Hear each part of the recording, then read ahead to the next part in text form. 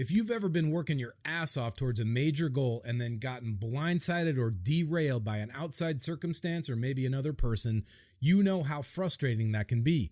It's very easy to slide into that frustration and start pointing fingers, shedding blame, and of course, making excuses.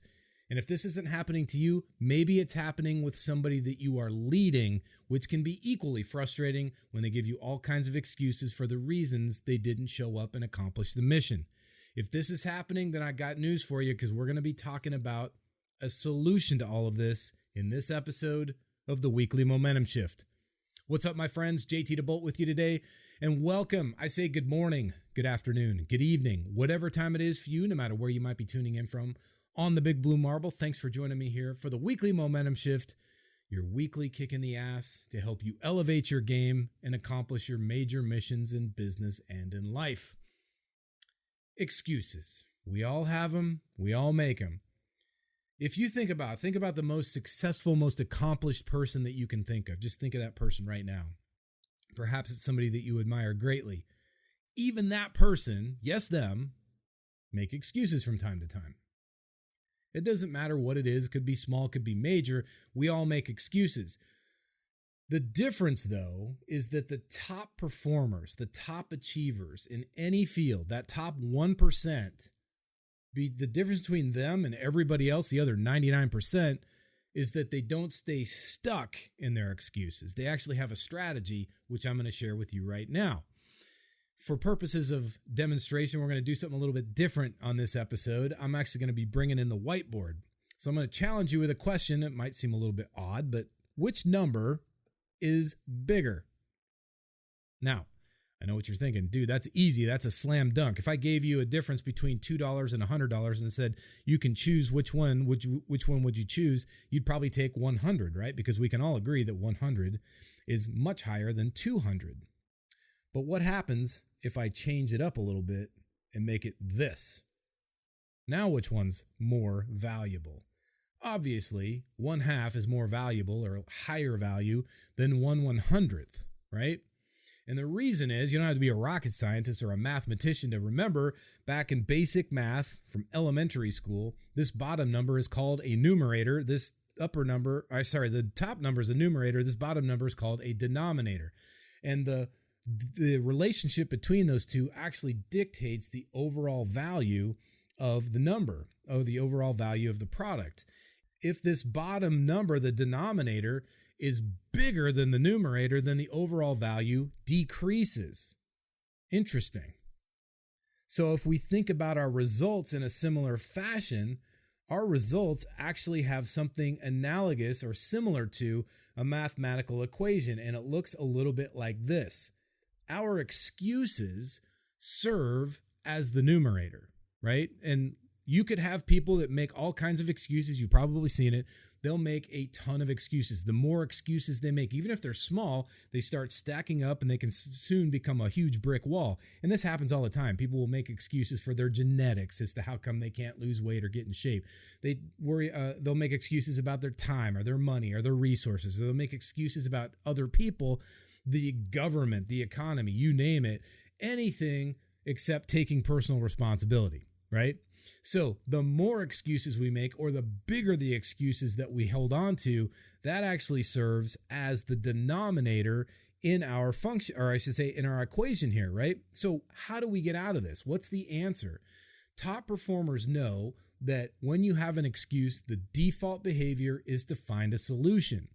So just like in math, if this numerator is bigger than the denominator, in other words, if our solutions are bigger than our excuses, or if we have more solutions and more answers than we have excuses, then the performance goes up. The overall value increases. And that's really ultimately what we want to be doing. We want to do this not just for other people. We want to be able to do this for ourselves. So my challenge to you out there is to make sure that you're looking at this on a continual basis and asking yourself, are you making more excuses than you're coming up with solutions? If the answer is that, if that's the answer, don't freak out. Just pause and go, okay, great. What about this can I control? What about this might I do differently right now to get out of this? If you say you don't have time, I got a spoiler alert for you. You have the exact same amount of time as every single other person on planet Earth, including those top 1%.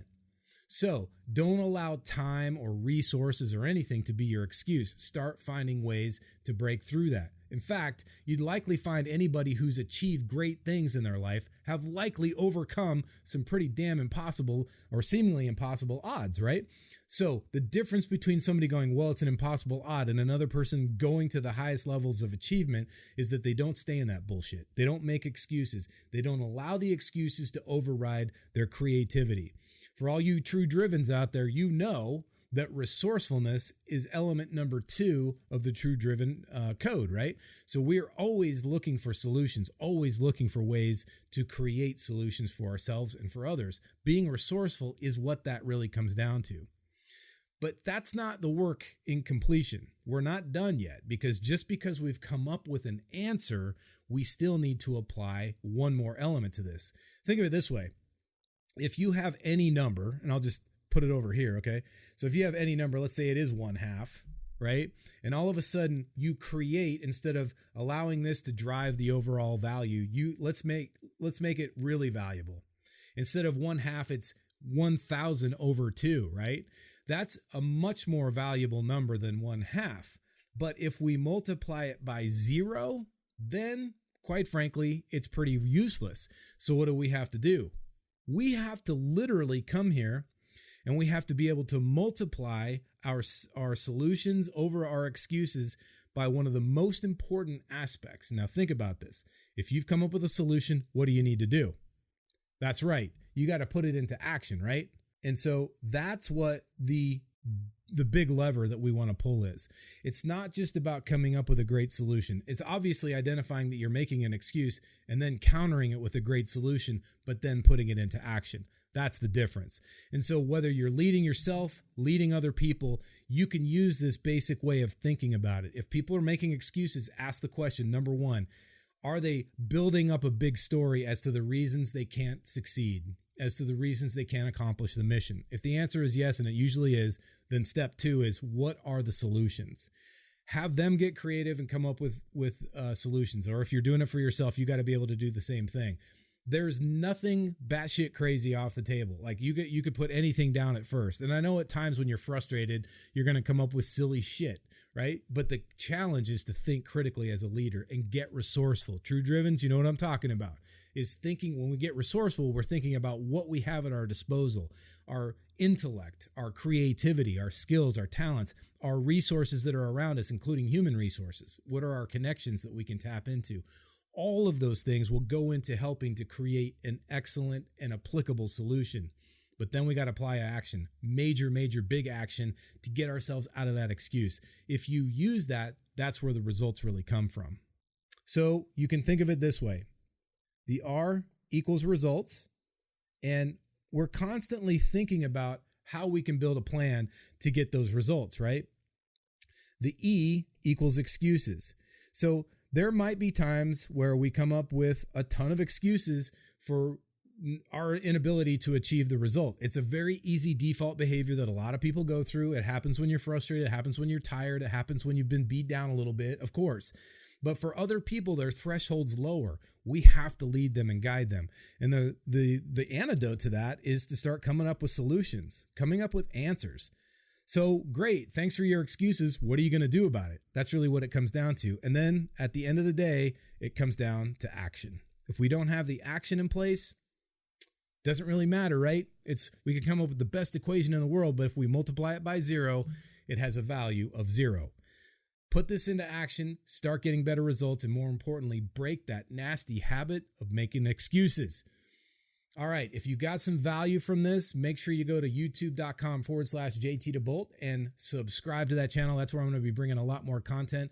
Also, here on the social media platforms, share it far and wide. If there's people out there in your network that you know would benefit from this, make sure you start sharing the message. The more people we get to break free of their excuses and start getting better results, the better the entire world's going to be. And quite frankly, my friends, that's what it's all about. True drivens know what I'm talking about.